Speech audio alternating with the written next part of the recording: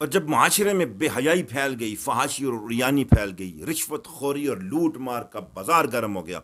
اور تمام تر برائیوں نے معاشرے کو اپنی لپیٹ میں لے لیا، اس وقت جب معاشرہ تباہ و برباد ہو رہا تھا، اللہ رب العالمین نے اس وقت کے علماء اور صوفیاء کا کردار بیان فرمایا،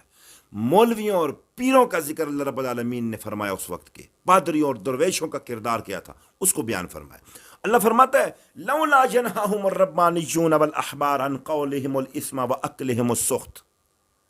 کیوں نہیں منع کرتے؟ لولا ینہاہم، انہیں منع کیوں نہیں کرتے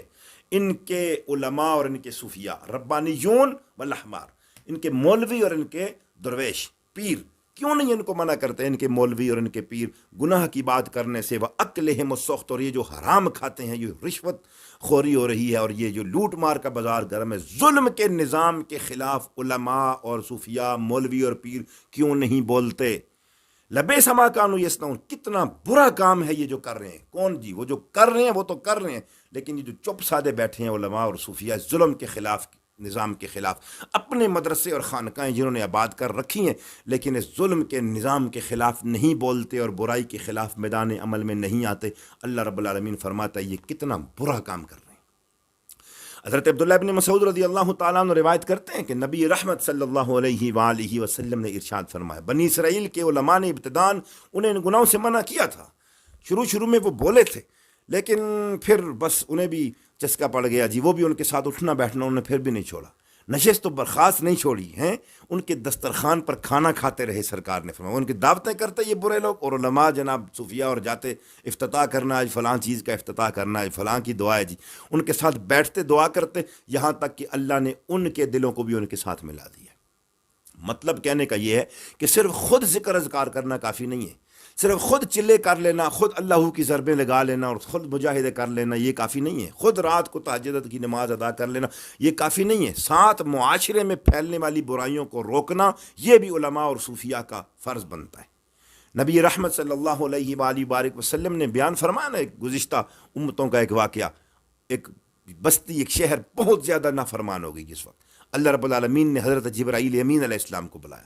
اور فرمایا جبرائیل فلاں بستی ہے، بہت وہاں کے لوگ باغی ہیں، بہت گناہ گار اور سرکش ہو گئے ہیں، جائیے اور ان پر عذاب نازل کیجیے، اور عذاب یہ ہے کہ اس پوری بستی کو اٹھاؤ اور اٹھا کر اس کو پلٹ دو۔ حضرت جبرائیل امین عرض کرتے ہیں مالک اس بستی میں ایک تیرا نیک بندہ بھی ہے، اور اس نیک بندے نے پلک جھپکنے کے برابر بھی تیری نافرمانی نہیں کی۔ آپ اندازہ کر دی تقوی کا کیا معیار ہوگا، نیکی کا کیا، پلک جھپکنا کہنا سوکھا ہے لیکن ایک پلک جھپکنے کے برابر بھی یا اللہ اس بندے نے تیری نافرمانی نہیں کی، سرکشی نہیں کی، باغی نہیں ہوا، وہ تو تجھے ہر وقت تیرا ذکر اذکار کرتا رہتا ہے، وہ متقی اور پرہیزگار ہے، وہ نیک آدمی ہے، تو یا اللہ اس کا کیا کرنا ہے؟ جب پورا گاؤں عذاب کی لپیٹ میں آئے گا تو اس نیک آدمی کا کیا کرنا ہے؟ تو میرے کریم آقا فرماتے ہیں اللہ رب العالمین نے فرمایا اسے بھی ان کے ساتھ عذاب دے دو، انہیں اس کو بھی ان کے ساتھ ہی غرق کر دو، اس نیک آدمی کو بھی، اس صوفی کو بھی، اس درویش کو بھی ان کے ساتھ ہی رگڑا دینا ہے، اس کو بھی ان کے ساتھ ہی مار دو، عذاب دو ان کو۔ کیوں؟ اس لیے کہ اس کے سامنے میری نافرمانی ہوتی رہی لیکن ایک لمحے کے لیے اس کے چہرے پر خفگی بھی نہیں آئی،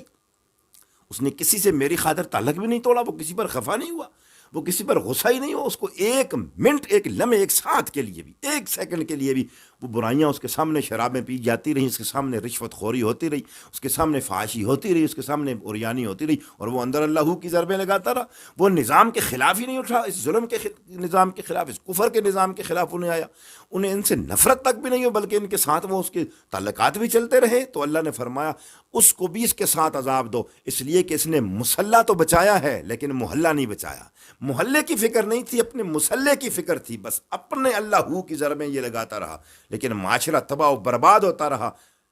تو اس کے چہرے پر ایک شکن تک بھی نہیں آئی ہے میری نافرمانی ہوتے دیکھ کر، مجھے اس کی اس اکلوتی نمازوں کی اور صرف اپنی ہی پاکیزگی اور طہارت حاصل کرنے اور اپنے آپ کو ہی نیک اور متقی بنانے کی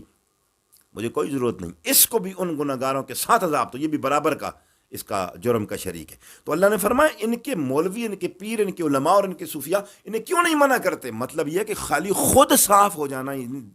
کافی نہیں ہے بلکہ امر بالمعروف و نہی عن المنکر، نیکی کا حکم دینا اور ساتھ برائیوں سے منع کرنا یہ بھی انتہائی ضروری ہے۔